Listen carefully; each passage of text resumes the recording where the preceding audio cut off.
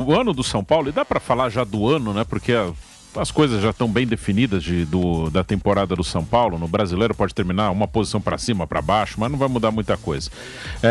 O ano do São Paulo tem uma coisa muito boa, que é o título da Copa do Brasil.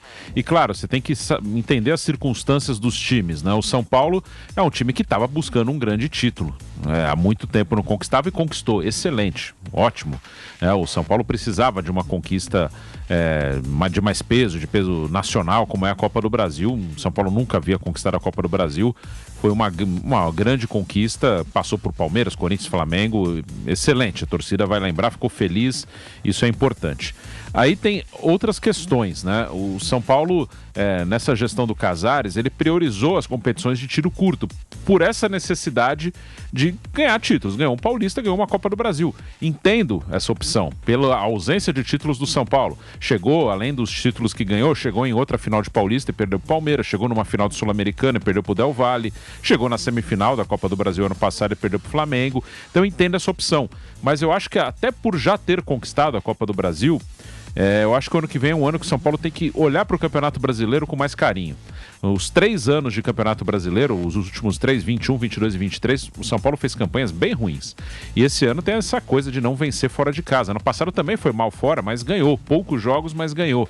Lembro até que a primeira vitória foi no finalzinho do primeiro turno lá com o Atlético Goianiense, lá em Goiânia.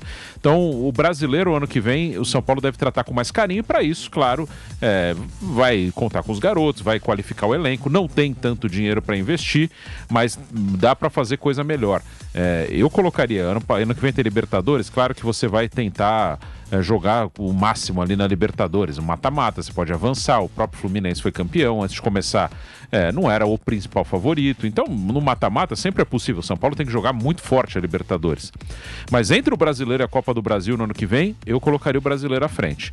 Copa do Brasil, São Paulo conquistou esse ano, legal, faltava esse título, conquistou, mas eu colocaria o Brasileiro junto com a Libertadores como prioridade, deixaria a Copa do Brasil em terceiro plano no momento que acumularem as competições, que é o que acontece no segundo semestre. Então eu acho que o São Paulo tem que usar o Brasileiro ano que vem, tem que levar mais a sério, não que não levou a sério, mas priorizou outras coisas, e acho que o Brasileiro tem que ser priorizado na próxima temporada. Até pela questão do risco de rebaixamento. Hoje esse campeonato foi muito equilibrado, né? Sim, correu risco nos 3 anos aí, né? Em algum momento, não chegou a ficar muito próximo de cair, mas nos 3 anos, nos últimos 3 anos, teve momentos que falou-se, pode cair, pode entrar na zona de rebaixamento, e até para grandes conquistas, ganhou a Copa do Brasil, ano passado priorizou as Copas também, mas não ganhou.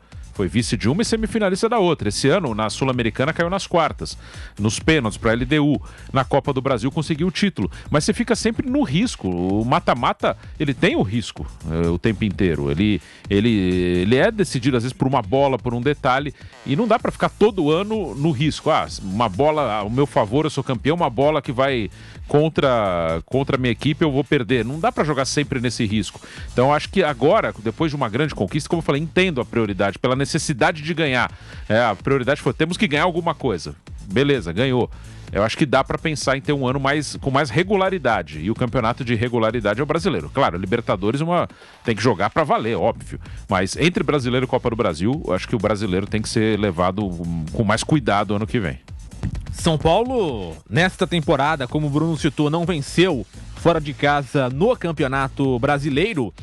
17 jogos, 8 empates e 9 derrotas. 15,7% de aproveitamento. Fausto Favara, o que acontece com esse São Paulo fora de casa e após a conquista da Copa do Brasil? Acontece, Guilherme, que o São Paulo tem um time limitado. E as pessoas se iludem pela conquista de um título, achando que o São Paulo, ganhou um título. Diante da situação que o São Paulo vivia de uns anos pra cá, o título da Copa do Brasil é um título importantíssimo, um título que salvou o São Paulo ter perspectivas diferentes para a próxima temporada, né? Porque há muito tempo não ganhava um título, a Copa do Brasil é um título mais expressivo do que um Campeonato Paulista, né? Fez essa questão de contar com o seu torcedor durante todo o ano, enfim. A Copa do Brasil foi importante demais, só que precisa literalmente virar a página, porque uma Copa do Brasil Se você colocar a Copa do Brasil diante de tudo que o São Paulo já conquistou em sua história, não é nada. É muito pouco uma Copa do Brasil. Então é isso que os caras precisam entender, que é pouco pro São Paulo uma Copa do Brasil. Enquanto não virar a página, não se investir de verdade, menos oba-oba, porque já passou o oba-oba, né? Já passou o oba-oba. O São Paulo conquistou, ótimo, parabéns, é mais um título importante para a história do São Paulo. Mas passou o oba-oba. Agora é realmente não deixar se esticar muito. Essa história de Lucas fica, não fica.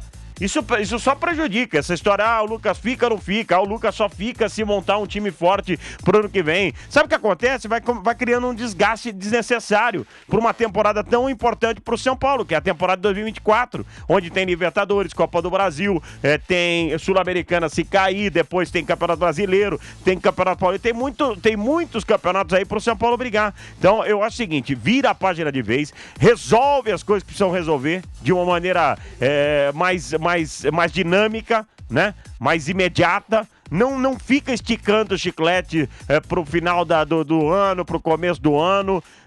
Resolve a situação. Tanto do Lucas, quanto do Pato, se fica, não fica, pelo visto não vai ficar, quanto de outras contratações que o São Paulo não pode depender dessa garotada, Bruno. O São Paulo precisa contratar aí 3, 4 jogadores de nome se quer realmente brigar por uma Libertadores ou Campeonato Brasileiro. Enfim, que é? Deixa eu ler isso aqui. Esse falso não tem o que falar, quer derrubar o Dorival. O Dorival é o único que não pode ser derrubado no São Paulo, de jeito nenhum.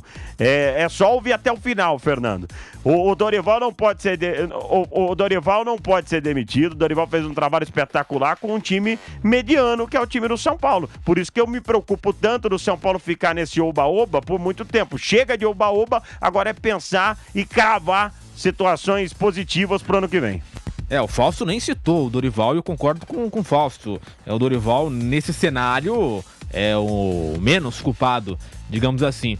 Agora, Daniel Lian, muitos torcedores aqui nas redes sociais criticando aí, no caso, o técnico Dorival Júnior, por insistir em alguns jogadores como David, Juan, Erisson, e fica uma outra, digamos assim, indignação dos torcedores por conta disso. Por outro lado, os jogadores ficam sem oportunidades. William Gomes, que entrou, citaram por aqui também o Thales Vander, dois jogadores jovens, né, que poderiam aparecer mais vezes no time do São Paulo. Como é que você avalia essa situação do tricolor paulista? David, Juan, Erisson ganhando muitas oportunidades e outros jogadores mais jovens nem tanto. Eu gostei de ver aí o William em campo, né? Um garoto, 17 anos, é uma revelação aí da base do São Paulo, é um dos grandes talentos aí da revelação da base. Vamos ver como ele vai se portar aí dentro do profissional, né? Precisa ganhar mais oportunidades. O Dorival já deve estar testando isso. Sobre esses jogadores bastante criticados, o São Paulo vai ter que fazer uma boa reciclagem para o ano de 2024. Vai ter que reformular o seu elenco. Ele quer um elenco mais enxuto. Esse já é o planejamento do Dorival Júnior para o próximo ano. Um elenco mais enxuto, com aproximadamente 16 jogadores titulares. É isso que eu tenho ouvido dentro do departamento de futebol do São Paulo. Quer 16 titulares na equipe do São Paulo.